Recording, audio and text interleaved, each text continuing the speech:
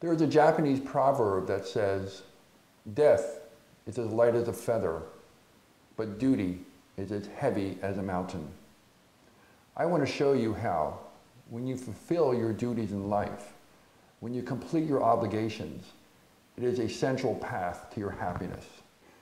For if one does not complete his or her duties or obligations in life, what lies in wait is a very, very cruel world of poverty, diminished relationships, failed work, ill health, and the other vicissitudes of misery that exist when you have not done what you need to do to complete your life's obligations. I'm Ronald Coughlin. I'm a licensed psychologist. I've also practiced and studied Shotokan karate for over 40 years, and it's given me a standard of living. What I want to share with you comes from my psychology background as well as my martial arts background. I will give you 3 tips, 3 ideas that you can incorporate into your life to achieve and move towards happiness. It comes from psychology. It's known as self-efficacy. In psychology, that refers to setting a goal and reaching the goal. Whenever you set something, you do whatever you can to reach it. That will increase your self-efficacy, which in turn increases your self-esteem, which helps you achieve more in life. In terms of martial arts, we talk about it in terms of Giri, or obligations, fulfilling obligations no matter what. Nothing gets in the way of once you have said something to complete that obligation. First, I want you to not ever in your life use the word can't when referring to doing something, such as saying, "I can't get up." Instead, use the word won't, because that is often more true, such as people who say, "I can't get up in the morning." And I ask them, if your house was on fire, would you lay there and burn up, or would you get out of bed and run? And everyone has said they'd get out of bed and run. Therefore, proving it's not a can't, it's a won't. When you say won't, you take ownership of it. You own it. Therefore, you can change it. You can make choices when you say that, instead of saying can't, which disempowers you and renders you helpless. The next component in your search for happiness is to not pay attention to your feelings in achieving your goals. Your feelings will often take you to a place that is not in your best interest. The most important thing for you to do is to follow your best interest.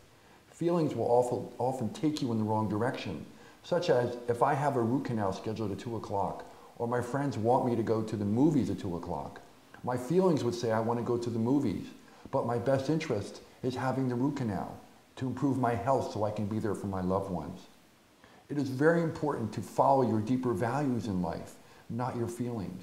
Here's a question you can ask yourself. It's kind of morose, but think about this. How would you like people to remember you after you have passed, after you have died? What do you want them to say? Here lies an angry, resentful person who didn't do what was good for them? Or do you want them to say, here was somebody who was kind and gentle and lived his or her life to the fullest? That is your deepest value, whatever the answer is to that question.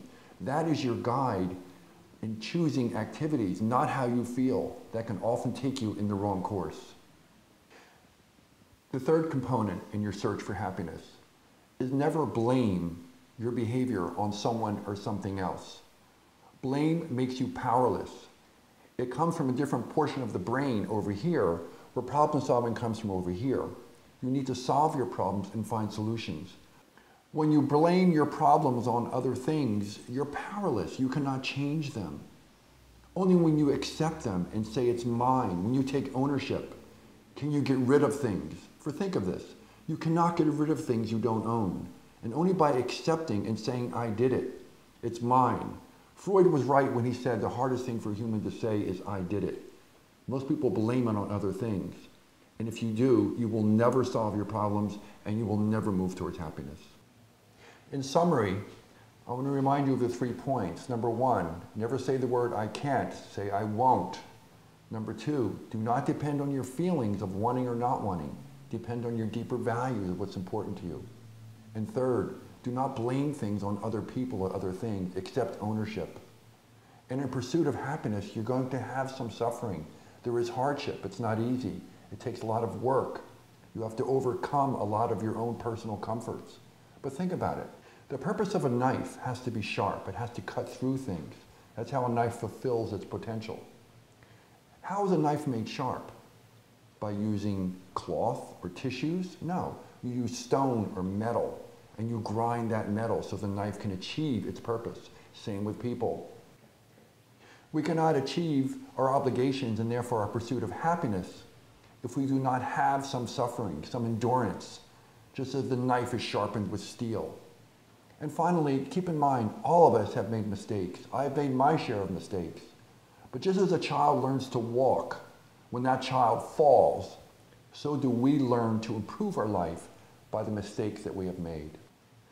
And remember, because we have made mistakes, we don't have to live in our mistakes. Do not live in the past. The future is yours. You can make changes no matter what you've done in the past. You can have a better life by following the guidelines in the path to happiness. And I hope that you achieve it.